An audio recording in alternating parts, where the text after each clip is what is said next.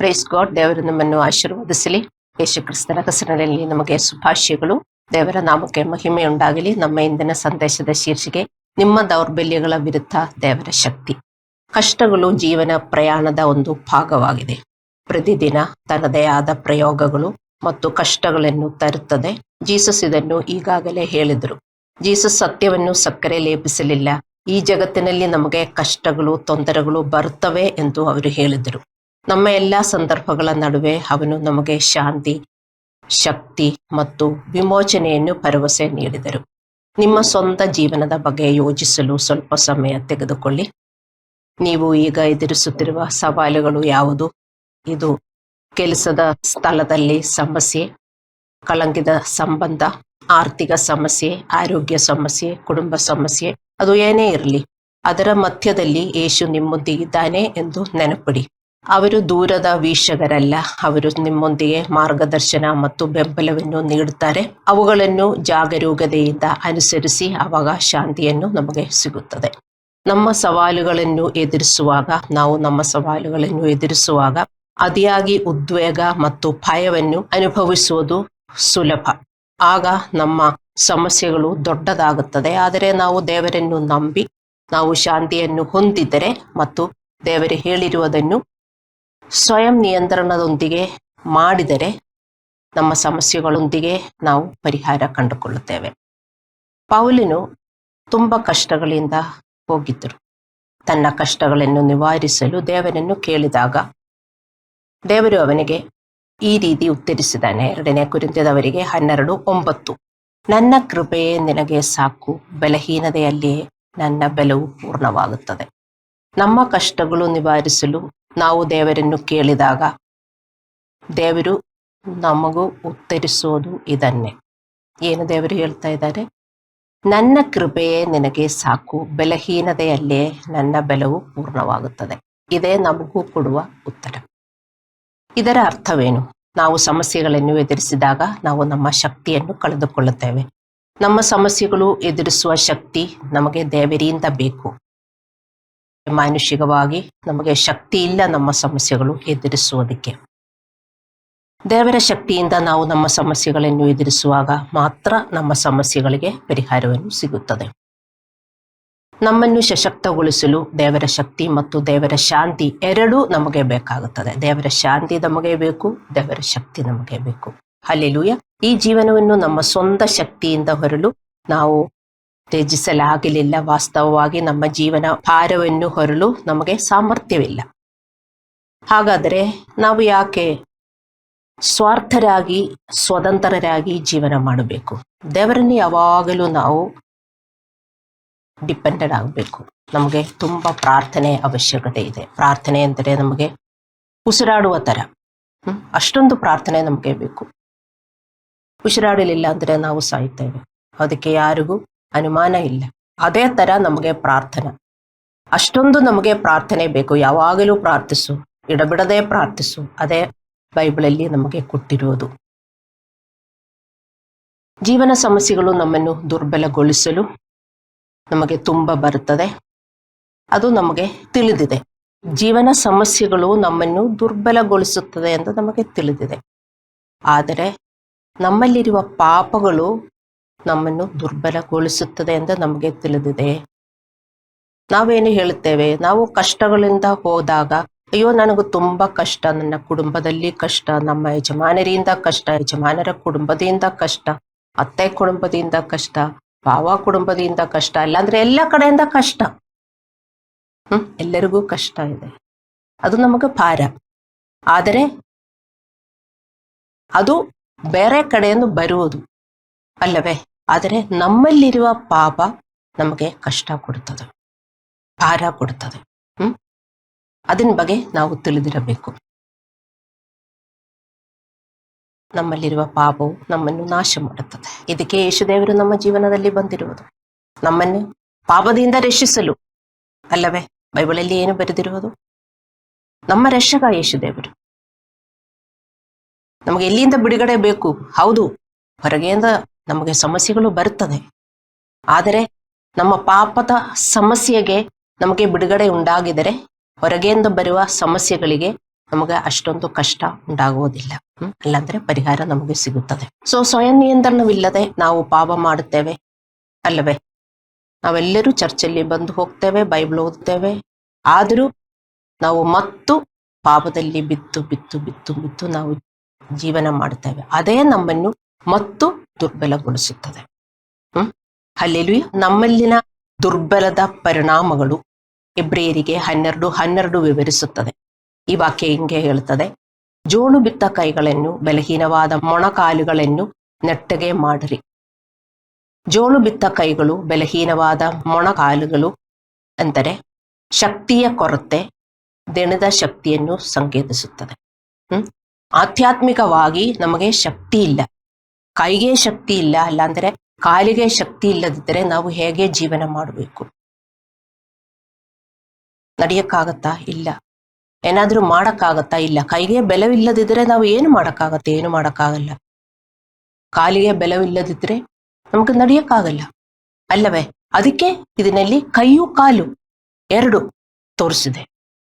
ದೆಣದಿರುವ ಕೈಯು ಕಾಲು ತೋರಿಸಿದೆ ಇಲ್ಲಿ. ನಮ್ಮ ಜೀವನದ ಓಟವನ್ನು ನಡೆಸುವಾಗ ನಮ್ಮ ಆತ್ಮೀಕ ಕೈಗಳು ಮತ್ತು ಮೊಣಕಾಲುಗಳು ದುರ್ಬಲಗೊಳ್ಳುತ್ತದೆ. ಕರ್ತನ ಆನಂದವೇ ಶಕ್ತಿ ಎಂದು ಬೈಬಲ್ ಹೇಳುತ್ತದೆ. The joy of the lord is our strength. ಕರ್ತನ ಆನಂದ, ಕರ್ತನ ಆನಂದ ಒಂದು ದಿನ ಇರ್ಲಿಲ್ಲದಿದ್ರೆ ನಮಗೆ ಆ ದಿನ ಜೀವನ ಮಾಡಕ್ಕಾಗುವುದಿಲ್ಲ. ಆದರೆ ಎಷ್ಟೇ ಕಷ್ಟ ಇದ್ರೂ ಕರ್ತನ ಆನಂದ ನಮಗಿದ್ರೆ ಅದು ಶಕ್ತಿ ಕೊಡುತ್ತದೆ. ನಮಗೆ ಏನೇ ಬಂದರೂ ಎದುರಿಸಬಹುದು. ನೀವು ನೋಡಿ, ನೀವು ಎಕ್ಸ್ಪೀರಿಯನ್ಸ್ ಮಾಡಿ, ನಿಮಗೆ ಗೊತ್ತಾಗುತ್ತದೆ. ಕರ್ತನ ಆನಂದವಿಲ್ಲದಿದ್ದರೆ ಎಲ್ಲ ಇರಬಹುದು. ಊಟಕ್ಕೆ ಊಟ ಇರಬಹುದು, ಬಟ್ಟೆಗೆ ಬಟ್ಟೆ ಇರಬಹುದು, ಮನೆಗೆ ಮನೆ ಇರಬಹುದು, ದುಡ್ಡಿಗೆ ದುಡ್ಡಿರಬಹುದು, ಎಲ್ಲ ಇರಬಹುದು. ಆದರೆ ದೇವರ ಆನಂದದ ಕೊರತೆ ಇದ್ದರೆ ನಮಗೆ ಜೀವನ ಮಾಡಕ್ಕಾಗಲ್ಲ. ಆಗತ್ತಾ? ಇಲ್ಲ. ಹಲ್ಲೆಲೂಯಾ. ಸೊ ಎಲ್ಲಿ ಹೋಯ್ತು ನಮ್ಮ ಆನಂದ? ಎಲ್ಲಿಂದ ನಮಗೆ ಪರ್ಚೇಸ್ ಮಾಡಕ್ಕಾಗತ್ತೆ? ಮಾಲ್ಗಳೆಲ್ಲ ಎಲ್ಲಾದ್ರೂ ಸಿಗುತ್ತದಾ? ಆನ್ಲೈನಲ್ಲಿ ಸಿಗ್ತದಾ? ಎಲ್ಲಿ ಸಿಗ್ತದೆ? ದೇವರಿಂದ ಮಾತ್ರ ಸಿಗುತ್ತದೆ ದೇವರ ಆನಂದ. ಆ ಆನಂದ ಮಾತ್ರ ನಮಗೆ ಶಕ್ತಿ ಕೊಡುತ್ತದೆ. ಏನಾದರೂ ಸಮಸ್ಯೆ ಬಂದ್ರೆ, ಏನಾದರೂ ಎಲ್ಲ ನಮಗೆ ಡೈಲಿ ಸಮಸ್ಯೆ ಬರ್ತದೆ. ಬೆಳಗ್ಗೆಯಿಂದ ಸಾಯಂಕಾಲ ತನಕ ನಮಗೆ ಸಮಸ್ಯೆಗಳು ಬರ್ತದೆ. ಹೇಗೆ ಎದುರಿಸುವುದು? ದೇವರ ಶಕ್ತಿ ಇದ್ದರೆ ನಮಗೆ ಎದುರಿಸಬಹುದು, ಇಲ್ಲದಿದ್ದರೆ ನಾವು ಬಿಟ್ಬಿಡುತ್ತೇವೆ. ಹಲ್ಲೆಲೂಯಾ. ಸೊ ಪಾಪದ ಸಂತೋಷಗೊಳ್ಳುವ ಪರಿಣಾಮಗಳಿಂದಾಗಿ ನಾವು ದೇವರ ಸಂತೋಷದಿಂದ ಮುಂದೆ ಓಡಲು ನಮಗೆ ಸಾಧ್ಯವಾಗುವುದಿಲ್ಲ. ಪಾಪವು ನಮ್ಮ ಸಂತೋಷವನ್ನು ಕೊಲ್ಲುತ್ತದೆ. ನಮ್ಮ ಪಾಪವು ನಮ್ಮ ಸಂತೋಷವನ್ನು ಕೊಲ್ಲುತ್ತದೆ. ಏಕೆಂದರೆ ಅದು ಮೊದಲು ದೇವರೊಂದಿಗಿನ ನಮ್ಮ ಸಂಬಂಧವನ್ನು ಅಡ್ಡಿಪಡಿಸುತ್ತದೆ. ಪಾಪ ಮಾಡಿದಾಗ ಪಾಪ ನಮ್ಮನ್ನು ದೇವರಿಂದ ಬೇರ್ಪಡಿಸುತ್ತದೆ. ನಾವು ಪಾಪ ಮಾಡುತ್ತೇವೆ, ಆದರೆ ನಾವು ಅದು ಗುರುತಿಸಿ, ದೇವರೇ ನಾನು ಪಾಪ ಮಾಡಿದ್ದೇನೆ, ನನ್ನನ್ನು ಕ್ಷಮಿಸು ಎಂದು ನಾವು ಹೇಳಿದರೆ ನಾವು ಮತ್ತು ಕನೆಕ್ಟೆಡ್ ಆಗ್ತೇವೆ. ನಮಗೆ ಯಾಕೆ ಸಂತೋಷವಿಲ್ಲ? ಲೂಸ್ ಕನೆಕ್ಷನ್ ಇದ್ದರೆ ಸಂತೋಷ ಇರುವುದಿಲ್ಲ.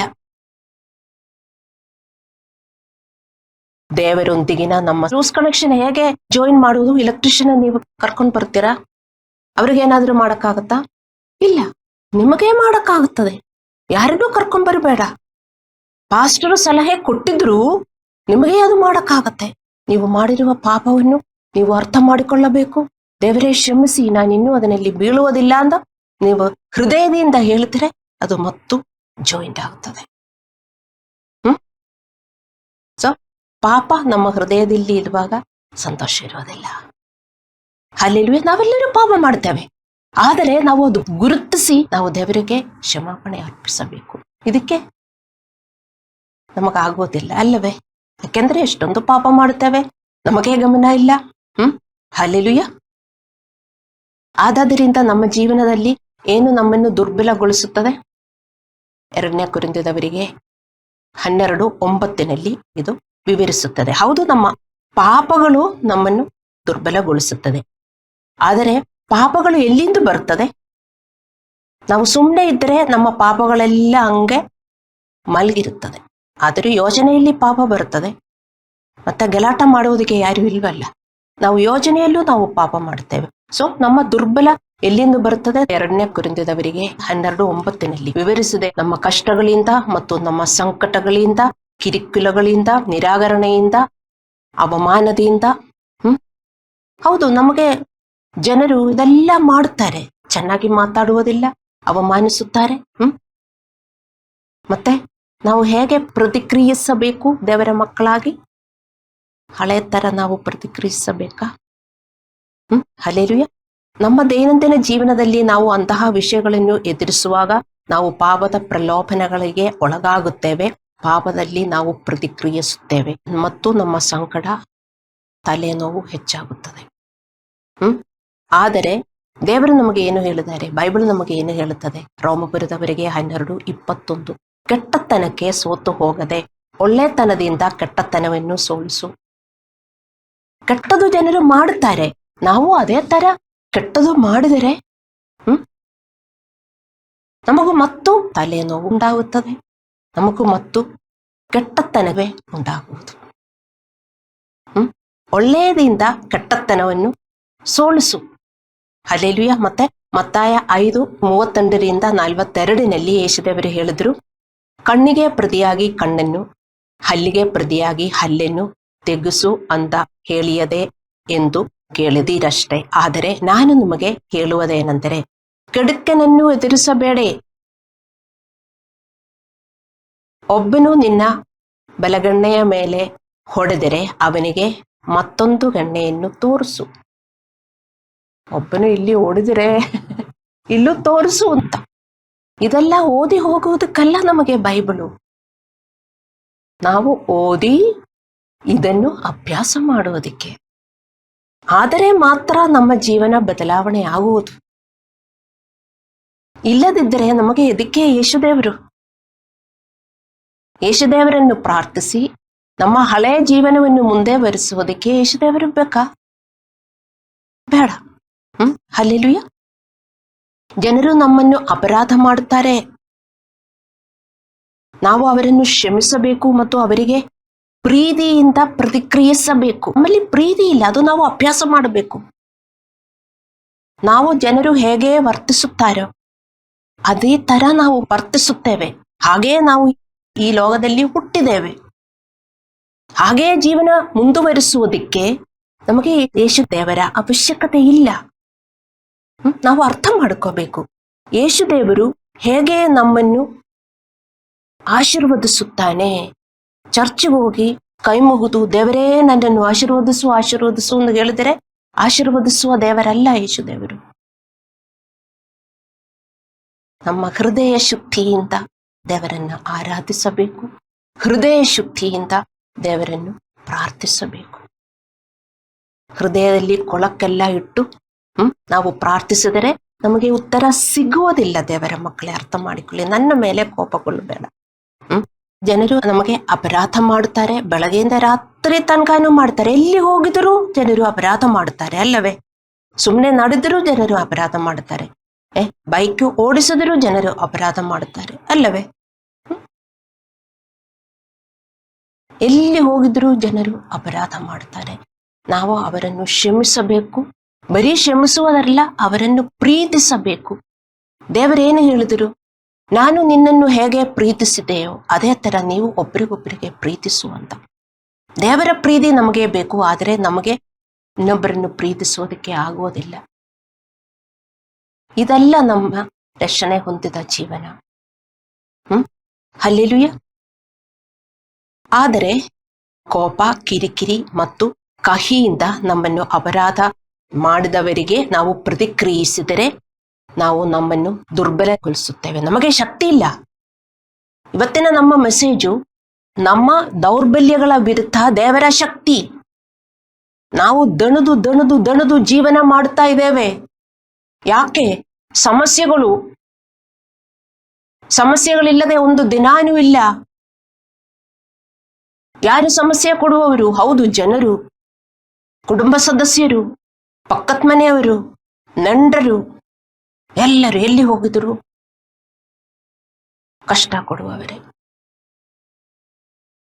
ಅಲ್ಲವೇ? ಇವರ ನಡುವೆ ನಾವು ಹೇಗೆ ಜೀವನ ಮಾಡಬೇಕು?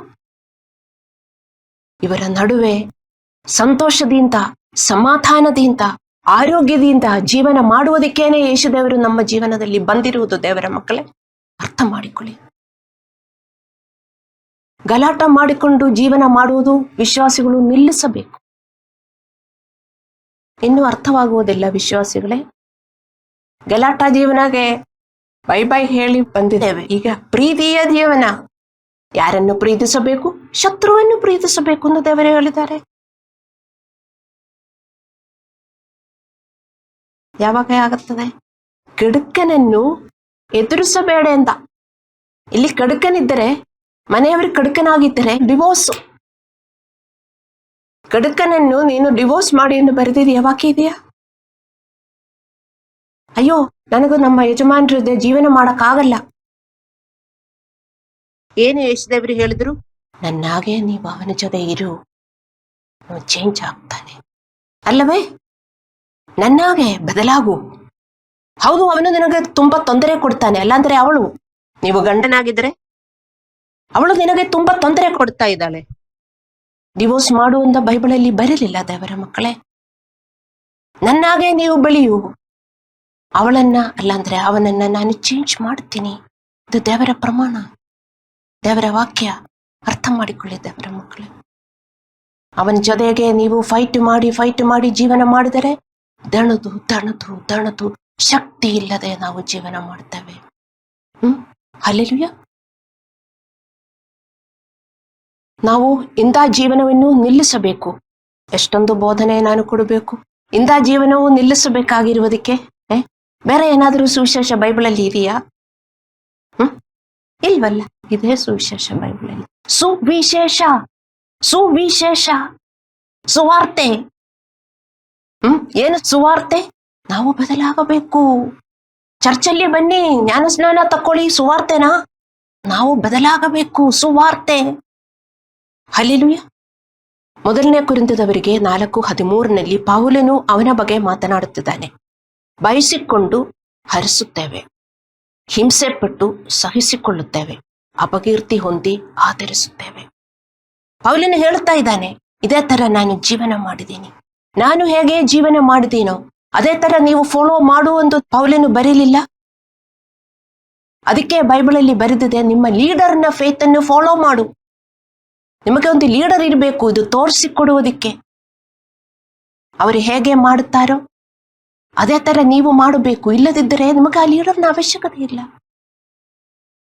ಚರ್ಚಿನ ಅವಶ್ಯಕತೆ ಇಲ್ಲ. ಅಲ್ಲವೇ? ಹಲ್ಲೆಲೂಯಾ.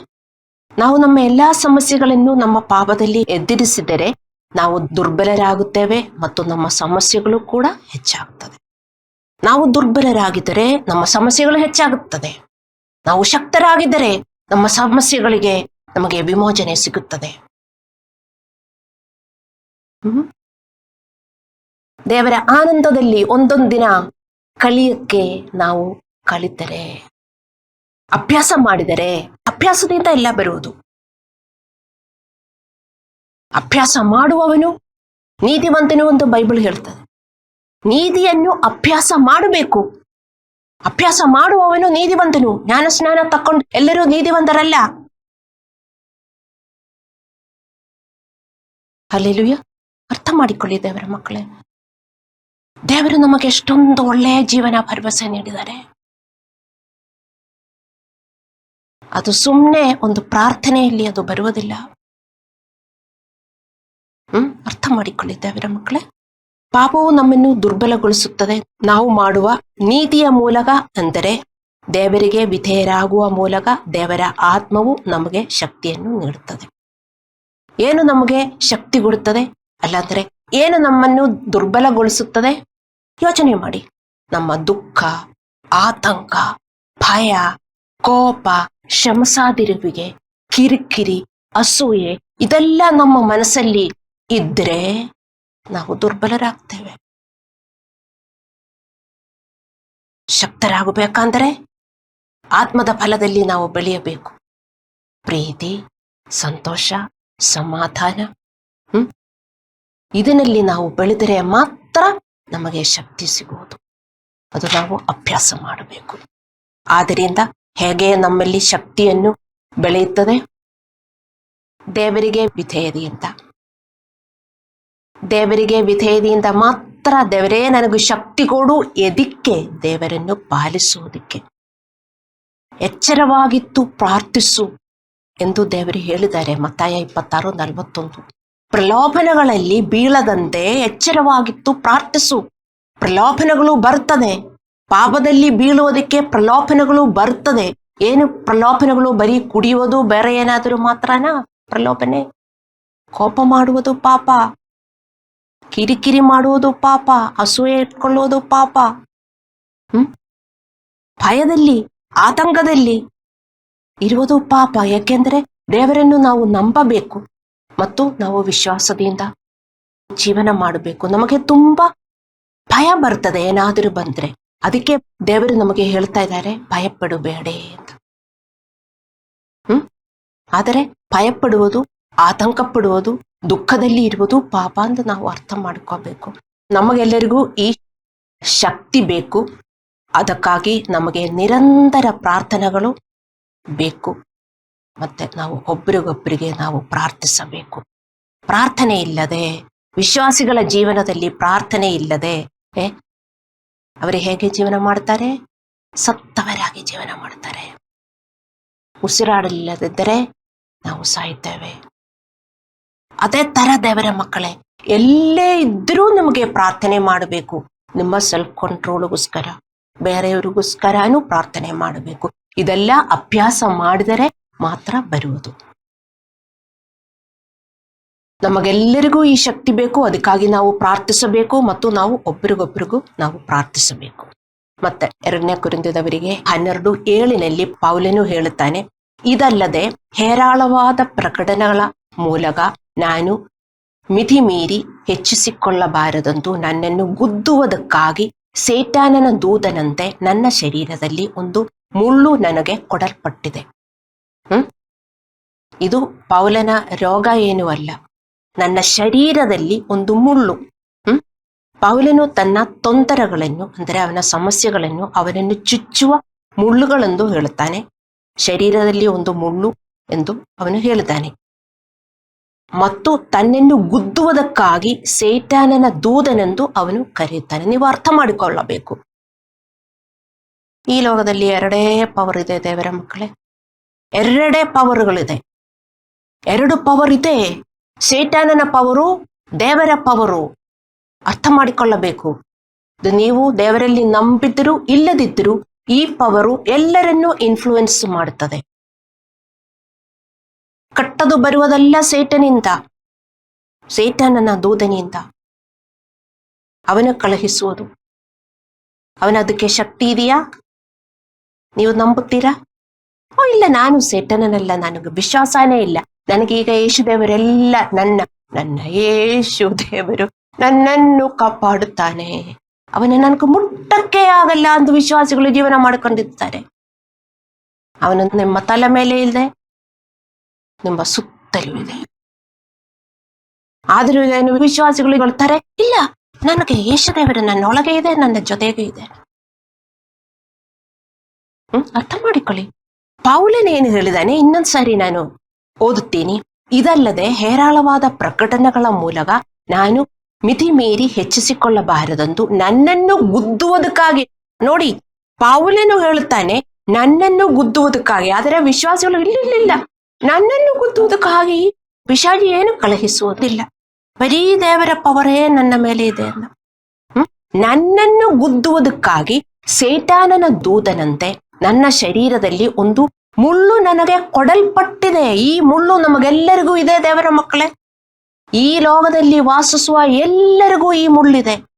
ಆದರೆ ಈ ಮುಳ್ಳಿನಿಂದ ಹೊರಗೆ ಬರುವುದಕ್ಕೆ ಯೇಸುದೇವರಿಲ್ಲದಿದ್ದರೆ ಯಾರಿಗೂ ಸಾಧ್ಯ ಇಲ್ಲ. ಯೇಸುದೇವರಿದ್ದರೆ ಸಾಧ್ಯ ಇದೆ. ಆದರೆ ಯೇಸುದೇವರ ಜೊತೆಗೆ ಇರಬೇಕು. ಯೇಸುದೇವರು ಹೇಳುವುದನ್ನು ಮಾಡಬೇಕು. ಕಡುಕನನ್ನು ನೀವು ಎದುರಿಸಬಾರದು. ಕಡುಕನ ಜೊತೆ ನೀವು ಜಗಳ ಮಾಡಬಾರದು. ಅವನನ್ನು ಕ್ಷಮಿಸಬೇಕು, ಅವನನ್ನು ಪ್ರೀತಿಸಬೇಕು. ಅಲ್ಲ ಅಂದರೆ ಮುಳ್ಳು ಮತ್ತು ಒಳ್ಳೆ ಇಂಜೆಕ್ಷನ್ ತರ ಒಳಗೆ ಹೋಗ್ತಾ ಹೋಗ್ತಾ ಹೋಗ್ತಾ ಇರುತ್ತದೆ. ನಾವೆಲ್ಲ ಅನುಭವಿಸ್ತಾ ಇದ್ದೇವೆ. ನೀವು ನೋಡಿದ್ರೆ ಏನು ಪಾಸ್ಟ್ ಯಾರದೋ ಕತೆ ಹೇಳ್ತಾ ಇದ್ದಾರೆ, ಅದೇ ತರ ನೀವೆಲ್ಲ ಕುಂತಿದ್ದೀರಿ. ಸೇಟನ ದೂತನೆಂದರೆ ಯಾರಿಗಾದರೂ ಕಷ್ಟ ಅಥವಾ ಹಿಂಸೆಯನ್ನು ಉಂಟು ಮಾಡಲು ಸೇಟನಿಂದ ಕಳುಹಿಸಲಾಗಿದೆ ಎಂದರ್ಥ. ಸೇಟನನು ಇದು ಮಾಡಬಹುದೇ? ನಿಮಗೆ ವಿಶ್ವಾಸ ಇದೆಯಾ? ಹೌದು, ಅವನು ಇದು ಮಾಡಬಹುದು. ನಮಗೆ ಎಚ್ಚರಿಕೆ ಈಗಾಗಲೇ ನೀಡಿದ್ದಾರೆ. ಮೊದಲನೇ ಪೇತ್ರನು 5:8. ಸ್ವಸ್ಥಚಿತ್ತರಾಗಿರಿ, ಎಚ್ಚರವಾಗಿರಿ. ನಿಮ್ಮ ವಿರೋಧಿಯಾಗಿರುವ ಸೇಟಾನನು ಗರ್ಜಿಸುವ ಸಿಂಹದಂತೆ ಯಾರನ್ನು ನುಂಗಲಿ ಎಂದು ಹುಡುಗುತ್ತಾ ತಿರುಗುತ್ತಾನೆ ಅಂತ. ಮತ್ತೆ ಬಿಡ್ತಾನೆ ಅವನು? ಯಾರನ್ನೂ ಬಿಡುವುದಿಲ್ಲ. ನಿಮ್ಮನ್ನು ಬಿಡುವುದಿಲ್ಲ, ನನ್ನನ್ನು ಬಿಡುವುದಿಲ್ಲ, ಯಾರನ್ನು ಬಿಡುವುದಿಲ್ಲ. ಯೇಸುವನ್ನು ಬಿಟ್ಟಿದಾನ ಅವನು? ಇಲ್ಲ, ಇಲ್ಲ. ಅವನೇನು ಮಾಡಬೇಕು? ಅವನ ಗುರಿ ಏನು ನಿಮಗೆ ಗೊತ್ತಾ? ಸೇಟನನು ನಾವು ಪ್ರಲೋಭನೆಗಳಲ್ಲಿ ಬೀಳಲು ಮತ್ತು ಹೆಚ್ಚು ಪಾಪಗಳನ್ನು ಮಾಡಬೇಕೆಂದು ಅವನು ಬಯಸುತ್ತಾನೆ. ನಾವು ಹೆಚ್ಚು ಪಾಪಗಳು ಮಾಡಿದರೆ ನಮ್ಮ ತೊಂದರೆಗಳು ಹೆಚ್ಚಾಗುತ್ತದೆ, ನೋವುಗಳು ಹೆಚ್ಚಾಗುತ್ತದೆ. ಪಿಶಾಚಿಗೆ, ಸೇಟಾನಿಗೆ ತಿಳುವಳಿಕೆ ಇದೆ. ಆದರೆ ವಿಶ್ವಾಸಿಗಳಿಗೆ ಪಾಸ್ಟ್ರು ಬೋಧಿಸಿದರು, ಅವರಿಗೆ ತಿಳುವಳಿಕೆ ಇಲ್ಲ. ಅವನಿಗೆ ತಿಳುವಳಿಕೆ ಇದೆ. ಇವರು ಪಾಪ ಮಾಡಿದರೆ ಚೆನ್ನಾಗಿ ಸಿಗುತ್ತದೆ. ಅವರ ತಂದೆಯಾದ ದೇವರಿಗೆ ಏನು ಮಾಡಕ್ಕಾಗಲ್ಲ, ಅವನಿಗೆ ಗೊತ್ತಿದೆ. ಇದೇ ಪಿಶಾಚಿಯ ಗುರಿ. ಇದಕ್ಕೆ ನಮಗೆ ಎಚ್ಚರಿಕೆ ಕೊಟ್ಟಿದೆ. ಸ್ವಸ್ಥಚಿತ್ತರಾಗಿರಿ, ಎಚ್ಚರವಾಗಿರಿ. ನಿಮ್ಮ ವಿರೋಧಿಯಾಗಿರುವ ಸೇಟನನ್ನು ಗರ್ಜಿಸುವ ಸಿಂಹದಂತೆ ಯಾರನ್ನು ನುಂಗಿಲಿ ಎಂದು ಹುಡುಕುತ್ತಾ ತಿರುಗುತ್ತಾನೆ. ಈ ವಾಕ್ಯ ಎಲ್ಲ ನೀವು ನಿಮ್ಮ ಗೋಡೆಯಲ್ಲಿ ಬರೆದಿಡಬೇಕು. ಆದರೆ ನಿಮಗೆ ಎಚ್ಚರಿಕೆ ಉಂಟಾಗುತ್ತದೆ. ನೀವು ಪಾಲಿಸಬೇಕಾದ, ನಿಮ್ಮನ್ನು ಎಬ್ಬಿಸಬೇಕಾದ ವಾಕ್ಯಗಳಲ್ಲೂ ನಿಮ್ಮ ಗೋಡೆಯಲ್ಲೆಲ್ಲ ಬರೆದಿಡಬೇಕು. ನಿಮ್ಮ ಗೋಡೆಯಲ್ಲೆಲ್ಲ ಏನಿದೆ? ಯೇಸುದೇವರು ಈ ಮನೆಯ carpenter. Peace is God, Lord is peace. ಎಲ್ಲರಿಗೂ ಗೊತ್ತು. God is peace, God is love.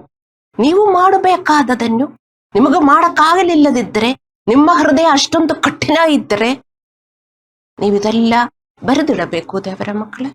ಆದರೆ ನಿಮಗೆ ಎಚ್ಚರಿಕೆ ಉಂಟಾಗುತ್ತದೆ. ಪೌಲನೇ ಹೇಳ್ತಾ ಇದ್ದಾನೆ, ನನ್ನನ್ನು ಗುದ್ದುವುದಕ್ಕಾಗಿ ಸೇಟಾನನ ದೂತನಂತೆ ನನ್ನ ಶರೀರದಲ್ಲಿ ಒಂದು ಮುಳ್ಳು ನನಗೆ ಕೊಡಲ್ಪಟ್ಟಿದೆ. ನಮಗೆಲ್ಲ ಮುಳ್ಳುಗಳಿದೆ. ಅವನು ಮತ್ತು ತರ್ತಾ ಇರ್ತಾನೆ. ನಾವು ಹುಷಾರಾಗಿ ಜೀವನ ಮಾಡಬೇಕು. ಎಲ್ಲಿಂದ, ಯಾರಿಂದ ಚೆನ್ನಾಗಿ ನಮ್ಮ ಮಕ್ಕಳು, ನಮ್ಮ ಗಂಡರು, ನಮ್ಮ ಹೆಂಡತಿ ಎಲ್ಲರೂ ಚೆನ್ನಾಗಿ ವರ್ತಿಸುತ್ತಾರೆ, ತಕ್ಷಣ ಒಂದು ಮುಳ್ಳು ಚುಚ್ಚಬಾರದು, ಚುಚ್ಚಬಾರದು. ಎಲ್ಲಿಂದ ಮುಳ್ಳು ಬರುತ್ತದೆ ಅಂತ ಯಾರಿಗೂ ಗೊತ್ತಿಲ್ಲ.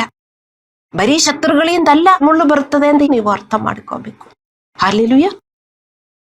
ಅದೇ ಸಮಯದಲ್ಲಿ ನಾವು ಸದಾಚಾರದಲ್ಲಿ ಬೆಳೆಯಲು ನಮ್ಮ ತೊಂದರೆಗಳು ಮತ್ತು ಕ್ಲೇಶಗಳನ್ನು ದೇವರು ಬಳಸುತ್ತಾರೆ. ನಮ್ಮ ತೊಂದರೆಗಳು, ಕ್ಲೇಶಗಳು, ಪಿಶಾಚಿ ಏನು ನಮ್ಮಲ್ಲಿ ಪಾಪ ಬೆಳೆಯುವುದಕ್ಕೆ, ಪ್ರಲೋಭನೆಗಳಲ್ಲಿ ನಾವು ಬೀಳುವುದಕ್ಕೆ ಅವನು ಬಯಸುತ್ತಾನೆ. ಆದರೆ ದೇವರು ನೋಡ್ತಾರೆ. ನಮಗಂತೂ ತೊಂದರೆ ಬಂದಾಗ ಪಿಶಾಚಿ ಆ ಕಡೆ ಇದ್ದಾನೆ, ದೇವರು ಈ ಕಡೆ ಇದ್ದಾನೆ. ಪಿಶಾಚಿ ಹೇಳ್ತಾನೆ, ಮಾಡೋ, ಫೈಟ್ ಮಾಡೋ, ಮಾಡೋ, ಗಲಾಟ ಮಾಡೋ, ಮಾಡು, ಇನ್ನೂ ಮಾಡು, ಗುದ್ದು, ಏನು ಬೇಕಂದ್ರು ಮಾಡು ಅಂತ ದೇವರು ನೋಡ್ತಾ ಇದ್ದಾರೆ. ದೇವರ ವಾಕ್ಯಗಳು ಇಲ್ಲ. ಸೆಲ್ಫ್ ಕಂಟ್ರೋಲ್ ಮಾಡಿಕೊಳ್ಳಿ. ನಿಮ್ಮನ್ನು ನೀವು ಕಂಟ್ರೋಲ್ ಮಾಡಿಕೊಳ್ಳಿ. ನಿಮಗೆ ವಾಕ್ಯಗಳೆಲ್ಲ ನೆನಪಲ್ಲಿ ಬರ್ತದೆ, ನೀವು ವಾಕ್ಯಗಳು ಓದುವವರಾಗಿದ್ದರೆ.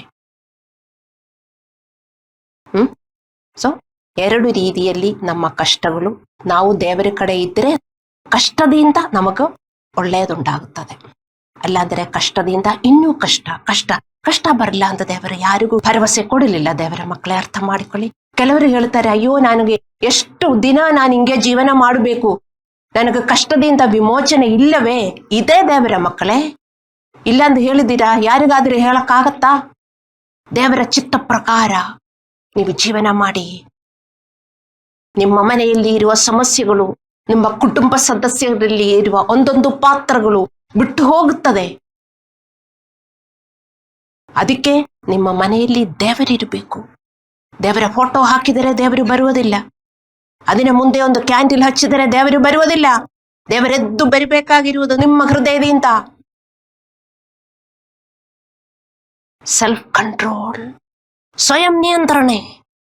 ದೇವರ ಅಂಕೆ ಹೇಳಿದ್ರ ನಾನು ಹಿಂಗೆ ಮಾಡಬಾರದು. ಅವಾಗ ದೇವರು ಎದ್ದು ಬರ್ತಾರೆ, ವಿಮೋಚನೆ ಉಂಟಾಗುತ್ತದೆ. ಹಲ್ಲೆಲೂಯ. ನಾವು ಎಷ್ಟೇ ತೊಂದರೆಗಳನ್ನು ಎದುರಿಸಿದರೂ ಅವುಗಳಿಗೆ ದೇವರ ನೀತಿಯಿಂದ ಪ್ರತಿಕ್ರಿಯಿಸಿದರೆ ನಮಗೆ ಯಾವುದೇ ಕೆಟ್ಟದ್ದು ಸಂಭವಿಸುವುದಿಲ್ಲ. ವಿಶ್ವಾಸಿಗಳಿಗೆ ಇದಕ್ಕೆ ನಂಬಿಕೆ ಇಲ್ವಾ? ಇಲ್ಲ. ತುಂಬಾ ಕಷ್ಟ ಬಂದ್ರೆ ಅವರೇ ಅನುಮಾನದಲ್ಲಿ ಇರ್ತಾರೆ. ಇಲ್ಲ, ದೇವರಿಗೆ ಏನು ಮಾಡಕ್ಕಾಗಲ್ಲ, ದೇವರಿಗೇನು ಮಾಡಕ್ಕಾಗಲ್ಲ. ಮತ್ತೆ ಇದಕ್ಕೆ ದೇವರನ್ನ ನಂಬ್ತೀರಿ? ಮತ್ತೆ ಚರ್ಚಲ್ಲಿ ಬಂದ್ಬಿಟ್ಟು nothing nothing nothing nothing nothing is impossible ಅಂತ ಹಾಡು ಹೇಳ್ತಾರೆ. ಅಲ್ಲವೇ? ನೀವು ನಂಬುತ್ತೀರಾ? Nothing is impossible with God ಅಂದೆ. ಆದರೆ ಒಂದು ತುಂಬಾ ಕಷ್ಟ ಬಂದಾಗ ವಿಶ್ವಾಸ ಎಲ್ಲ ಹೋಗ್ಬಿಡ್ತದೆ. ಹೋಗ್ಬಾರದು. ದೇವರ ಮಕ್ಕಳೇ, ಅರ್ಥ ಮಾಡಿಕೊಡಿ. ನಿಮ್ಮ ಜೀವನದಲ್ಲಿ ದೇವರು ಬಂದಿದರೆ ನಿಮಗೂ ಸಿಕ್ಕಿರುವ ನಿಧಿ ಇದು, ಟ್ರೆಷರ್. ಅರ್ಥ ಮಾಡಿಕೊಳ್ಳಿ. ನಿಮ್ಮಂತ ಅದೃಷ್ಟವಂತರು ಯಾರೂ ಇಲ್ಲ ನಿಮಗೆ ನಿಮ್ಮ ಜೀವನದಲ್ಲಿ ಯೇಸು ದೇವರಿದ್ದರೆ. ಅರ್ಥ ಮಾಡಿಕೊಳ್ಳಿ. ಈ ಲೋಕದಲ್ಲಿ ಇರುವ ಎಲ್ಲರೂ ಎಷ್ಟು ಸಾವುಗಾರರಾಗ್ರಿ, ಯಾರೇ ಆಗಿರಿ, ಅವರು ಎಷ್ಟು ಸೆಲೆಬ್ರಿಟೀಸ್ ಆಗಿರಿ, ಅವರಿಗೆಲ್ಲ ಮುಳ್ಳುಗಳಿದೆ. ಅವರಿಗೆ ಗೊತ್ತಿಲ್ಲ ಮುಳ್ಳಂಗೆ ತೆಗಿಸ್ಬೇಕು ಅಂತ. ಆದರೆ ವಿಶ್ವಾಸಿಗಳಿಗೆ ದೇವರೆಲ್ಲ ಕೊಟ್ಟಿದ್ದಾರೆ, ತಿಳುವಳಿಕೆ ಕೊಟ್ಟಿದ್ದಾರೆ, ಎಲ್ಲ ಕೊಟ್ಟಿದೆ. ಆದರೂ ಅವರು ಮತ್ತು ಆ ಮುಳ್ಳಲ್ಲೇ ಜೀವನ ಮಾಡಿದರೆ ದೇವರ ಮಕ್ಕಳೇ, ನೀವು ಆ ಮುಳ್ಳುಗಳು ತೆಗ್ಗಿಸಿ ನಿಮಗೆ ಟೆಸ್ಟ್ ಮಣಿಗಳುಂಟಾಗಿ ಅದೇ ನೀವು ಸುವಿಶೇಷ ಹೇಳ್ಬೋದು ಬೇರೆಯವರಿಗೆ. ನಿಮಗೆ ಟೆಸ್ಟ್ ಮಣೀಸ್ ಇಲ್ಲದಿದ್ದರೆ, ನಿಮಗೆ ಸಾಕ್ಷಿ ಇಲ್ಲದಿದ್ದರೆ ಹೇಗೆ ನಿಮಗೆ ಸುವಾರ್ಥ ಹೇಳಕ್ಕಾಗತ್ತೆ ದೇವರ ಮಕ್ಕಳೇ? ಅವರಿಗೂ ಮುಳ್ಳು, ನಿಮಗೂ ಮುಳ್ಳು. ಮತ್ತೆ ನಾನು ಅದಕ್ಕೆ ಇನ್ನೊಂದು ಮುಳ್ಳು ಚುಚ್ಚೋದಕ್ಕೆ ನಮ್ಮ ಚರ್ಚಲ್ಲಿ ಬರಬೇಕು? ನಮ್ಮ ಮನೆಯಲ್ಲಿ ತುಂಬಾ ಮುಳ್ಳುಗಳಿದೆ, ಅಲ್ಲವೇ? ಚರ್ಚ್ ಬಂದರೆ ಅವರೆಲ್ಲರೂ ಮುಳ್ಳುಗಳೇ. ಪೌಲನು ತನ್ನ ನೋವಿನ ಸನ್ನಿವೇಶಗಳನ್ನು ಎದುರಿಸುವಾಗ ಅವನು ಪ್ರಾರ್ಥಿಸಿದನು. ನೋವಿನಿಂದ ಹಾದು ಹೋಗಿದ್ದಾನೆ, ನೋವನ್ನು ಎದುರಿಸಿದ್ದಾನೆ, ಕಷ್ಟಪಟ್ಟು ದೇವರಿಗೋಸ್ಕರ ಕೆಲಸ ಮಾಡಿದ್ದಾನೆ. ಆದರೂ ಜನರೆಲ್ಲ ಕೆಟ್ಟದು ಮಾತಾಡುವುದು. ಯೇಸುದೇವರು ಎಷ್ಟೊಂದು ಕಷ್ಟದಲ್ಲಿ ಹೋಗಿದ್ದಾರೆ.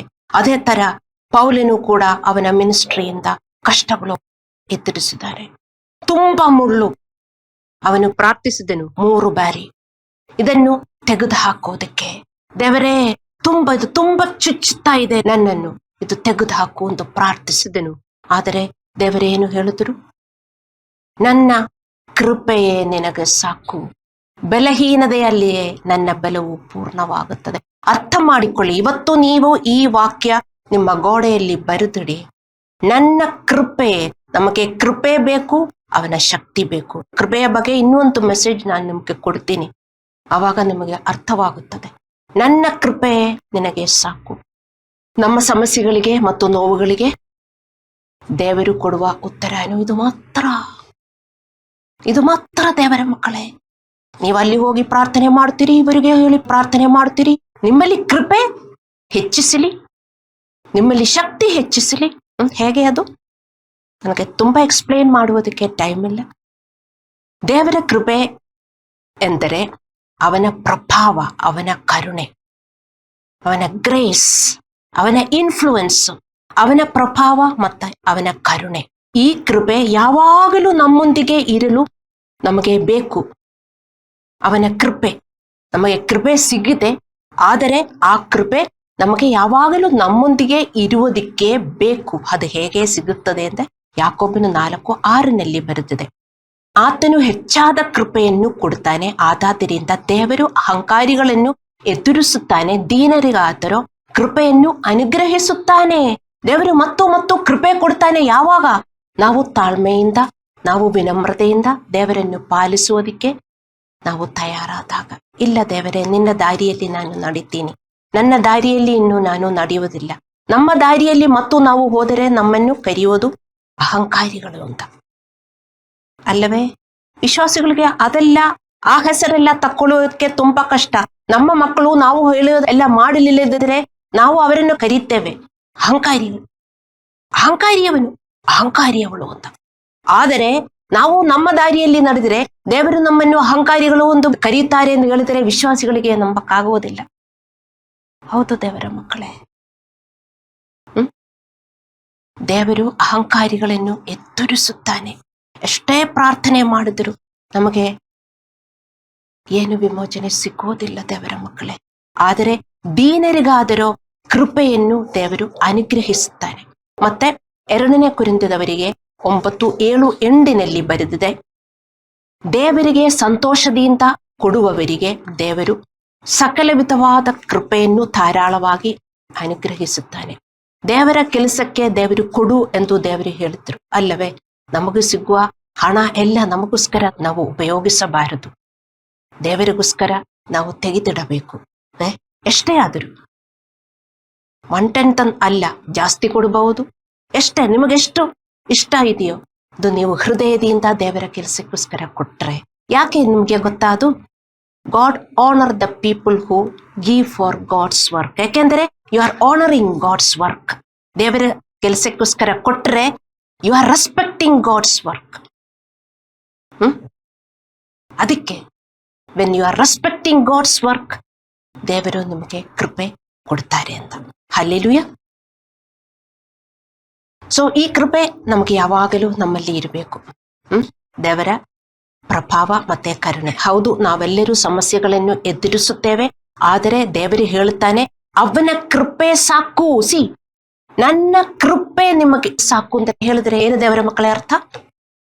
ನನ್ನ ಕೃಪೆ ನಿಮಗೆ ಸಾಕು. My grace is sufficient for you. That means when you humble down, ನೀವು ವಿನಮ್ರರಾಗಿ ಜೀವನ ಮಾಡಿದಾಗ ದೇವರ God's influence will be always with you. ನನಗದು ಹೆಂಗೆ ಅರ್ಥ ಮಾಡಿಸ್ಕೊಡ್ಬೇಕು ಅಂತ ನನಗೆ ಅರ್ಥವಾಗುವುದಿಲ್ಲ. ನಿಮ್ಮನ್ನು ಕೈ ಬಿಡುವುದಿಲ್ಲ ದೇವರು. My grace is sufficient for you. ನನ್ನ ಕೃಪೆ ನಿನಗೂ ಸಾಕು. ಆ ಕೃಪೆಯಿಂದ ದೇವರು ನಿಮಗೆಲ್ಲ ಕೊಡ್ತಾರೆ, ಶಕ್ತಿ ಕೊಡ್ತಾರೆ. ನಿಮಗೆ ಅದು ಪಾಲಿಸಕ್ಕಾಗಲ್ಲ ಅಂತ ನೀವು ಹೇಳ್ತೀರಿ, ಆದರೆ ಇಲ್ಲ, ನಿಮಗೆ ಆ ತಿಳುವಳಿಕೆ ಬರ್ತದೆ. ಇಲ್ಲ, ನಾನಿದು ಪಾಲಿಸಬೇಕು, ನನಗೇ ಕಟ್ಟದಾಗುತ್ತದೆ. ಅಲ್ಲ ಅಂದರೆ ನಿಮಗೆ ಆ ಕೃಪೆ ಇಲ್ಲದಿದ್ದರೆ ನೀವು ತಿಳ್ಕೊಳ್ತೀರಿ, ಇಲ್ಲಪ್ಪ ನನಗೆಲ್ಲ ಇದಂಗೆಲ್ಲ ಜೀವನ ಮಾಡಕ್ಕಾಗಲ್ಲ. ನನ್ನ ಯಜಮಾನರ, ನನ್ನ ಹೆಂಡತಿ ಎಲ್ಲ ಅಂದರೆ ನನ್ನ ಮಕ್ಕಳು, ನನ್ನ ಸೊಸೆನ, ಅವ್ರಿಗೆಲ್ಲ ನನಗೆ ಇನ್ನೂ ಚೆನ್ನಾಗಿ ವರ್ತಿಸೋಕ್ಕಾಗಲ್ಲ, ನನಗೆ ಶ್ರಮಿಸೋಕ್ಕಾಗಲ್ಲ ಅಂತೆಲ್ಲ ನೀವು ಹೇಳಿದರೆ ನಿಮ್ಮ ಜೊತೆ ಕೃಪೆ ಇಲ್ಲ. ಕೃಪೆ ನಿಮ್ಮ ಜೊತೆ ಇದ್ದರೆ ನಿಮಗೆ ತಿಳುವಳಿಕೆ ಸಿಗುತ್ತದೆ. ತುಂಬಾ ಜನರು ಹೇಳ್ತಾರಲ್ಲ, ನನಗೆ ಅರ್ಥವಾಗ್ತಾ ಇಲ್ಲ, ಅಂಡರ್ಸ್ಟ್ಯಾಂಡಿಂಗ್ ಇಲ್ಲ, ನನಗೆ ಅರ್ಥವಾಗ್ತಾ ಇಲ್ಲ ಅಂತ ಕೆಲವರು ಹೇಳ್ತಾರಲ್ಲ. ಯಾಕೆ? ನಿಮ್ ಜೊತೆ ಕೃಪೆ ಇಲ್ಲ. ಯಾಕೆ ನಿಮ್ ಜೊತೆ ಕೃಪೆ ಇಲ್ಲ? ನೀವು ದೇವರನ್ನು ಪಾಲಿಸುವುದಕ್ಕೆ ನೀವು ವಿನಮ್ರರಾಗ್ತಾ ಇಲ್ಲ. ಅರ್ಥ ಮಾಡಿಕೊಳ್ಳಿ ದೇವರ ಮಕ್ಕಳೇ. ದೇವರು ಏನು ಹೇಳಿದ್ರು ಪಾಲಿಸುವುದಕ್ಕೆ ನಾವು ತಯಾರಿದ್ದರೆ ನಮಗೆ ಕೃಪೆ ಸಿಗುತ್ತದೆ. ನೀವು ಪಾಲಿಸುವುದಕ್ಕೆ ತಯಾರಿಲ್ಲ, what you like is grace. Grace ಇಲ್ಲದಿದ್ದರೆ ಏನು ಸಿಗುವುದಿಲ್ಲ. ವಿನಮ್ರರಿಗೂ ಮಾತ್ರ ಈ ಗ್ರೇಸ್ ಸಿಗುತ್ತದೆ. ಆವಾಗ ನಿಮಗೆ ಗೊತ್ತಾಗುತ್ತದೆ, ಅಯ್ಯೋ ನಾನೇ ಒಂದು ಫೂಳು, ನಾನು ಹಿಂಗೆ ಮಾಡಬಾರದು. ಇಲ್ಲದಿದ್ದರೆ ಇಲ್ಲ, ನಾನೇ ಜಾಣ, ನಾನೇ ಹಿಂಗೆ ಮಾಡಬೇಕು. ಯಾಕೆ? ಕೃಪೆ ಇಲ್ಲ ನಿಮ್ ಜೊತೆ. ಅದಕ್ಕೆ ಹಲ್ಲೆಲೂಯಾ. ಸೊ ನಾವೆಲ್ಲರೂ ಸಮಸ್ಯೆಗಳನ್ನು ಎದುರಿಸುತ್ತೇವೆ, ಆದರೆ ದೇವರು ಹೇಳುತ್ತಾನೆ ಅವನ ಕೃಪೆ ಮತ್ತು ಶಕ್ತಿ ನಮಗೆ ಸಾಕು. ನಿಮಗೆ ಈಗ ಅರ್ಥವಾಯ್ತಲ್ಲ ಏನು ಕೃಪೆ ಅಂತ? ಈ ಕೃಪೆ ಬೇಕು, ಶಕ್ತಿ ಬಂದೇ ಬರ್ತದೆ ದೇವರ ಮಕ್ಕಳೇ, ಅರ್ಥ ಮಾಡಿಕೊಳ್ಳಿ. ಎಲ್ಲಿ ಈ ಕೃಪೆ ಸೋರ್ತಾ ಇದೆ? ಎಲ್ಲಿ ಈ ಕೃಪೆ ವಿಶ್ವಾಸಿಗಳಿಂದ ಎಲ್ಲಿ ಸೋರ್ತಾ ಇದೆ? Answer me. ನಿಮ್ಮ ಪ್ರೈಡ್ ಅಲ್ಲಿ, ನಿಮ್ಮ ಅಹಂಕಾರದಲ್ಲಿ ಸೋರಿ ಹೋಗ್ತದೆ. ದೇವರು ಹೇಳ್ತಾರೆ ಮಾಡಲ್ಲ, ನಾನು ಹಿಂಗೆ ಮಾಡ್ತೇನೆ, ಸ್ವಲ್ಪ ದಿನ ಹಿಂಗೆ ಹೋಗ್ಲಿ, ನನಗಿದು ಮಾಡಬೇಕು, ಗೊತ್ತು ಮಾಡಬೇಕು ಅಂತ, ಆದರೂ ಮಾಡಲ್ಲ. You are losing grace of God. ಅರ್ಥ ಮಾಡಿಕೊಳ್ಳಿ. ಪ್ರೊಕ್ರಾಸ್ಟಿನೇಷನ್. ದೇವರ ಕೃಪೆ ಸಿಗಬೇಕಂದರೆ ನಮಗೆ ದೇವರ ಕೃಪೆ ಸಿಗದೆ, ಆದರೆ ನಮ್ಮ ಜೊತೆಗೆ ದೇವರ ಕೃಪೆ ಇರಬೇಕು. ದೇವರ ಮಕ್ಕಳೇ, ನಾವೆಷ್ಟು ವಿನಮ್ರಗೊಳಿಸುತ್ತೀವೋ, ದೇವರ ಸಿಲುಬೆಯನ್ನು ಹೊತ್ತುಕೊಂಡು ದೇವರನ್ನು ಹಿಂಬಾಲಿಸುವುದಕ್ಕೆ ದೇವರು ನಮ್ಮನ್ನು ಕರೆದಿರುವುದು. ಹಲೋ ದೇವರ ಮಕ್ಕಳೇ, ದೇವರ ಮಕ್ಕಳೆಲ್ಲ ಮರೆತು ಬಿಡುತ್ತಾರೆ ನೋಡಿ. ನಾವು ಹೋಲಿ ಕಮ್ಯೂನಿಯನ್ ತೆಗೆದುಕೊಳ್ಳಕ್ಕೆ ಹೋಗ್ತಾ ಇದ್ದೇವೆ. ಅದೊಂದು ಸ್ನಾಕ್ಸ್ ಅಲ್ಲ, ಅದೊಂದು ರಿಲಿಜಿಯಸ್ ಫೀಲಿಂಗ್ ಅಲ್ಲ. ಅರ್ಥ ಮಾಡಿಕೊಳ್ಳಿ. ಒಂದೊಂದು ಸಾರಿ ನಾವು ತಕ್ಕೊಳ್ಳುವಾಗಲೂ ನಾವು ಪುನಃ ಸಬ್ಮಿಷನ್ ಮಾಡ್ತೇವೆ, ನಮ್ಮನ್ನು ನಾವು ತಗ್ಗಿಸಿಕೊಳ್ಳುತ್ತೇವೆ. ದೇವರೇ, ಇನ್ನು ನಿನ್ನ ದಾರಿಯಲ್ಲಿ ನಡೀಲಿಲ್ಲ ಇಷ್ಟು ದಿನ. ತುಂಬಾ ಸ್ಥಳದಲ್ಲಿ ನಾನು ಬಿತ್ತೆ, ನಾನು ಮಾಡ್ತೀನಿಂದ ನೀವು ತಯಾರಾಗಿರಬೇಕು. ಮತ್ತು ಹೋಲಿ ಕಮ್ಯೂನಿಯನ್ ತಕ್ಕೊಂಡು ಮತ್ತು ಅದೇ ಜೀವನ ಜೀವಿಸಿದರೆ, ಮೊದಲನೇ ಕೊರಿಂಥದವರಿಗೆ 11:27-30 ತನಕ ನೀವು ಓದಿದರೆ, ವಿಶ್ವಾಸಿಗಳು ಸಬ್ಮಿಷನ್ ಇಲ್ಲದೆ ಹೋಲಿ ಕಮ್ಯೂನಿಯನ್ ತಕ್ಕೊಂಡ್ರೆ ಅವರು ದಣದು ಹೋಗ್ತಾರೆ ಅಂತ ಬರಲಿಲ್ವಾ? ಮತ್ತು ಅವರಿಗೆ ರೋಗ ಬರ್ತದೆ, ಆಮೇಲೆ ಸಾಯುತ್ತಾರೆ ಅಂತ. ಎಲ್ಲಿಂದ? ಅವರಲ್ಲಿ ಆತ್ಮೀಯ ಜೀವನ ಸಾಯುತ್ತದೆ ಅಂತ. ಮೊದಲನೇ ಕೊರಿಂಥದವರಿಗೆ 11:27-30 ತನಕ. ನಿಮ್ಮ ಆರೋಗ್ಯ ಎಲ್ಲ ಹೋಗುತ್ತದೆ ದೇವರ ಮಕ್ಕಳೇ. ಆತ್ಮೀಯ ಆರೋಗ್ಯ ಅಂದರೆ ಏನು? ಮಾನಸಿಕ ಆರೋಗ್ಯ. ಮನಸ್ಸಿಗೆ ಆರೋಗ್ಯ ಬೇಕು. ನಾನು ಇಂಗ್ಲಿಷ್ ಸರ್ವಿಸ್ ಅಲ್ಲಿ ಹೇಳಿದೆ, ಚರ್ಚ್ ಅಂತಾರೆ ಮೆಂಟಲ್ ಹಾಸ್ಪಿಟಲ್. ನಾವೆಲ್ಲರೂ ಮೆಂಟಲ್ ಪ್ರಾಬ್ಲಮ್ ಇರುವವರು. ಮನಸ್ಸು ವಾಸಿಯಾಗಬೇಕು, ನಮ್ಮ ಆತ್ಮಗಳು ವಾಸಿಯಾಗಬೇಕು. ನಮ್ಮ ಆತ್ಮಕ್ಕೆ ಶಕ್ತಿ ಬೇಕು. ಆತ್ಮಗಳು ವಾಸಿಯಾಗಿದರೆ ನಮ್ಮ ಶರೀರನೂ ವಾಸಿಯಾಗುತ್ತೆ, ನಮಗೆ ರೋಗನೇ ಬರುವುದಿಲ್ಲ. ಅರ್ಥ ಮಾಡಿಕೊಳ್ಳಿ ದೇವರ ಮಕ್ಕಳೇ. ಕೃಪೆ, ನಿಮ್ಮ ಕೃಪೆ ಎಲ್ಲಿ ಸೋರ್ತಾ ಇದೆ ಅಂತ ಈಗ ಅರ್ಥವಾಯ್ತಾ? ಪಾಸ್ಟ್ರೊಂದು ಹೇಳುತ್ತಾರೆ, ಪಾಸ್ಟ್ರಂಗೆಲ್ಲ ಹೇಳುತ್ತಾರೆ, ಯಾರಿಗಾಗುತ್ತೆ ಹಂಗೆಲ್ಲ ಒಬೆ ಮಾಡುವುದಕ್ಕೆ? ಕೃಪೆಗೆ ಹೋಗ್ತದೆ. ಮತ್ತೆ ದೇವರ ಕೆಲಸಕ್ಕೆ ದುಡ್ಡು ಬಿಚ್ಚುವುದಿಲ್ಲ. ಇಲ್ಲ, ತುಂಬಾ ಸಾಲ ತಲೆ ಮೇಲೆ ಬಂದದ್ದು ಇದೇ ಕಾರಣ. ತುಂಬಾ ತಲೆ ಮೇಲೆ ಸಾಲ ಎದಕ್ಕೆ ಬಂದಿರುವುದು? ಈ ಸ್ವಭಾವ ಕಾರಣ. ಅದಕ್ಕೆ ದೇವರೇ ಕೃಪೆ ಎಲ್ಲಿ ಹೋಗಿದೆ ಎಂದು ನೀವು ಅರ್ಥ ಮಾಡಿಕೋಬೇಕು. ಯಾಕೆಂದ್ರೆ ಮನುಷ್ಯರಿಗೆ ತನಗಾಗಿ ದುಡ್ಡು ತಿನ್ನಕ್ಕೆ ಏನು ತೊಂದರೆ ಇಲ್ಲ, ಕೊಡುವುದಕ್ಕೆ ತುಂಬಾ ಕಷ್ಟ. ದೇವರಂಗೆ ಬಿಡುವುದಿಲ್ಲ ದೇವರ ಮಕ್ಕಳೇ. ಹಲ್ಲೆಲೂಯಾ. ಸೊ ಅವನ ಕೃಪೆ ಮತ್ತು ಶಕ್ತಿಯಿಂದ ನಾವು ವಿಧೇಯದಲ್ಲಿ, ಸ್ವಯಂ ನಿಯಂತ್ರಣದಲ್ಲಿ ಬೆಳೆದಾಗ ಆತನ ಶಕ್ತಿ ನಮ್ಮಲ್ಲಿ ಹೆಚ್ಚಾಗುತ್ತದೆ. ದೇವರು ನಮ್ಮಲ್ಲಿ ಬೆಳೆಯುತ್ತಾನೆ. ಗೊತ್ತಾಯ್ತಲ್ಲ? ಕೃಪೆ ನಮಗೆ ಬೇಕು. ಕೃಪೆ ಇದ್ದರೆ ಶಕ್ತಿ ಬಂದೇ ಬರ್ತದೆ. ಕೃಪೆ ಬರುವುದಕ್ಕೆ ಸ್ವಲ್ಪ ಬೆಲೆ ಕೊಡಬೇಕು, ಕಾಸ್ಟ್ಲಿ ಅದು. ನಿಮ್ಮನ್ನು ನೀವು ತಗ್ಗಿಸಬೇಕು ದೇವರ ಮುಂದೆ. ಹಲ್ಲೆಲೂಯಾ. ಆದರೆ ಏನಾಗುತ್ತದೆ? ದೇವರು ನಮ್ಮಲ್ಲಿ ಬೆಳೆಯುತ್ತಾರೆ, ನಾವು ಕಮ್ಮಿ ಆಗ್ತೇವೆ. ದೇವರು ನಮ್ಮಲ್ಲಿ ಬೆಳೆದು ನಮ್ಮ ಎದುರಾಳಿಗಳನ್ನೆಲ್ಲ ಫೈಟ್ ಮಾಡ್ತಾರೆ. God will fight for you. ದೇವರು ಸ್ವರ್ಗದಿಂದ ಎಲ್ಲ ಬರಬೇಕಾಗಿರುವುದು. ಇಲ್ಲಿ ಪಾಪವೆಲ್ಲ ಮಾಡಿಕೊಂಡು ವಿಶ್ವಾಸಿಗಳು ದೇವರೇ ಎದ್ದೇಳು, ಓಡಿವಾ, ಸ್ವರ್ಗದಲ್ಲಿ ಮಲಗಿದೀರಾ ದೇವರೇ? ವಿಶ್ವಾಸಿಗಳು ದೇವರನ್ನು ಎಬ್ಬಿಸುತ್ತಾ ಇದ್ದಾರೆ. ನಿಮ್ಮಲ್ಲಿ ಇರುವ ದೇವರನ್ನು ನೀವು ಎಬ್ಬಿಸಬೇಕು. ಸ್ವರ್ಗದಲ್ಲಿ ಇರುವ ದೇವರನ್ನು ಎಬ್ಬಿಸಿ ಕರ್ಕೊಂಡ್ಬರುವವರು. ಎದ್ದೇಳು ದೇವರೇ, ಸ್ವರ್ಗದಲ್ಲಿ ನೀವೇನು ಮಲಗ್ತಾ ಇದ್ದೀರಾ? ನಮ್ಮಲ್ಲಿ ದೇವರಿದ್ದಾರೆ, ಪರಿಶುದ್ಧಾತ್ಮನಿದ್ದಾರೆ.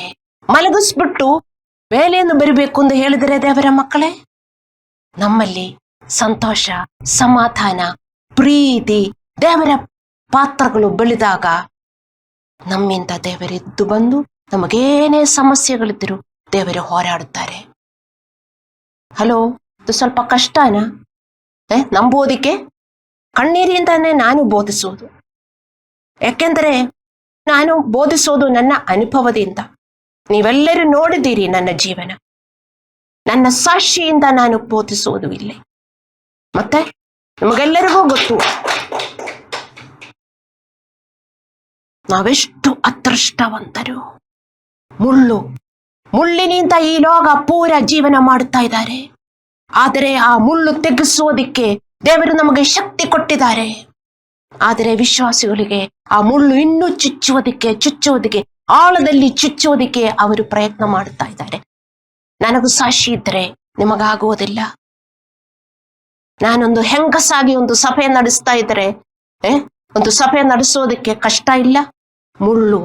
ನಿಮ್ಮ ಮುಳ್ಳು ನಿಮಗೆ ಈಗ ಗೊತ್ತು. ಆ ಮುಳ್ಳಿನ ನೋವು ಯಾರಿಗೂ ತಡ್ಕೊಳ್ಳಕ್ಕಾಗಲ್ಲ. ಯಾರಿಗೂ, ನಿಮಗೂ ಮಾತ್ರ ಅಲ್ಲ, ಯಾರಿಗೂ. ಆದರೆ ದೇವರೇನು ಹೇಳುತ್ತಾರೆ? ಪೌಲನು ತಡ್ಕೊಳ್ಳಕ್ಕಾಗಲಿಲ್ಲ. ದೇವರೇ ಇದನ್ನು ತೆಗೆಸು ಎಂದು 3 ಬಾರಿ ಪ್ರಾರ್ಥಿಸಿದ್ರು. ಇಲ್ಲ, ನನ್ನ ಕೃಪೆ ನಿನಗೆ ಸಾಕು, ನಿನ್ನ ಬಲಹೀನತೆಯಲ್ಲಿ ನನ್ನ ಶಕ್ತಿ ಬೆಳೆಯುತ್ತದೆ ಅಂತ ಅರ್ಥ ಮಾಡಿಕೊಳ್ಳಿ. ದೇವರ ಮಕ್ಕಳೇ, ನಮ್ಮ ಬಲಹೀನತೆ ಯಾವುದು ಎಂದು ನೀವು ಅರ್ಥ ಮಾಡಿಕೋಬೇಕು. ನಮ್ಮ ಬಲಹೀನತೆಯಲ್ಲಿ ದೇವರ ಶಕ್ತಿ ಉಂಟಾಗಬೇಕು. ಯಾವುದು ನಮ್ಮ ಬಲಹೀನತೆ? ನಮ್ಮ ಪಾಪಗಳು, ನಮ್ಮ ಅಹಂಕಾರ, ನಮ್ಮ ಕೋಪ, ನಮ್ಮ ಕಿರಿಕಿರಿ, ನಮ್ಮ ಜಗಳ ಮಾಡುವ ಸ್ವಭಾವಗಳು. ಸುಮ್ಮನೆ ಇರಕ್ಕಾಗಲ್ಲ. ನಾನು ಸ್ವಲ್ಪ ಹೇಳುತ್ತೇನೆ, ಹಂಗೆ ಬಿಡಕ್ಕಾಗಲ್ಲ. ನಿಮ್ಮ ಬಲಹೀನತೆ, ಅದು ನಿಮ್ಮ ಬಲಹೀನತೆ. ಸಹಿಸಬೇಕು, ಆಗಲ್ಲ, ಅದು ನಿಮ್ಮ ಬಲಹೀನತೆ. ಏನಾದರೂ ಬಂದರೆ ತುಂಬಾ ದುಃಖದಲ್ಲಿ, ಆತಂಕದಲ್ಲಿ, ಭಯದಲ್ಲಿ ಇರ್ತೀರಿ, ಅದು ನಮ್ಮ ಬಲಹೀನತೆ. ದೇವರನ್ನು ನಂಬಬೇಕು, ಕಣ್ಣು ಮುಚ್ಚಿಕೊಂಡು ದೇವರನ್ನು ನಂಬಬೇಕು. ದೇವರು ಹೇಳಿದರೆ ಅದು ಮಾಡುತ್ತಾರೆ. ದೇವರು ವಾಗ್ದಾನ ಕೊಡುವುದಕ್ಕೆ ಒಂದು ಮನುಷ್ಯನಲ್ಲ. ಅರ್ಥ ಮಾಡಿಕೊಳ್ಳಿ ದೇವರ ಮಕ್ಕಳೇ. ಹಲ್ಲೆಲೂಯ. ನಕಾರಾತ್ಮಕ ಶಕ್ತಿಗಳು, ಪಿಶಾಚಿನ ಶಕ್ತಿಗಳು ಹಂಗೆ ಬರ್ತಾ ಇರುತ್ತದೆ. ಪಿಶಾಚಿನ ಮಕ್ಕಳು ಆ ಸೈತಾನನ ದೂತನನ್ನು ಕಳಿಸುತ್ತಾ ಇರುತ್ತಾರೆ. ನಮಗೇನು ಮಾಡಕ್ಕಾಗಲ್ಲ. ದೇವರ ಪಾತ್ರದಲ್ಲಿ ನಾವು ಬೆಳೆಯಬೇಕು. ದೇವರು ಹೋರಾಡುತ್ತಾರೆ. ಪಿಶಾಚಿಯ ಶಕ್ತಿ ಬರುತ್ತದೆ. ದೇವರು this is fight between god and Satan. ಈ ಯುದ್ಧ ಯಾರ್ಯಾರ ಜೊತೆ ಎಂದು ನಿಮಗೆ ಅರ್ಥವಾಗಲಿಲ್ಲ. ಪಿಶಾಚಿ ಮತ್ತು ದೇವರೇ. ದೇವರೆಲ್ಲಿಂದದ್ದು ಬರಬೇಕು ಅಂತ ನಿಮಗೆ ಇನ್ನೂ ಗೊತ್ತಾಗಲಿಲ್ಲ. ಅದೇ ಪ್ರಾಬ್ಲಮ್. ನಮ್ಮಿಂದ ದೇವರೆದ್ದು ಬರಬೇಕಾಗಿರುವುದು ಹೋರಾಡುವುದಕ್ಕೆ. ಸೈತಾನ್ ಎಲ್ಲಿಂದ ಬರುತ್ತದೆ ಅಂತ ನಮಗೆ ಗೊತ್ತಾಗುತ್ತದೆ. ಯಾಕೆಂದ್ರೆ ನಮ್ಮ ಸುತ್ತಲೂ ಸೈತಾನಿನ ಮಕ್ಕಳು. ನಾವು ಮಾತ್ರ ಒಳ್ಳೆಯವರು, ಎಲ್ಲರೂ ಕಟ್ಟವರು. ಪಾಸ್ಟ್ರೆ, ನಾನು ಮಾತ್ರ ಒಳ್ಳೆಯವಳು. ಹಂಗೆ ನಾವು ಜೀವನ ಮಾಡುವುದು. ಪಿಶಾಚಿಯ ಶಕ್ತಿ ಎಲ್ಲಿಂದ ಬರುತ್ತದೆ ಎಂದು ನಮಗೆ ಗೊತ್ತಾಗುತ್ತದೆ.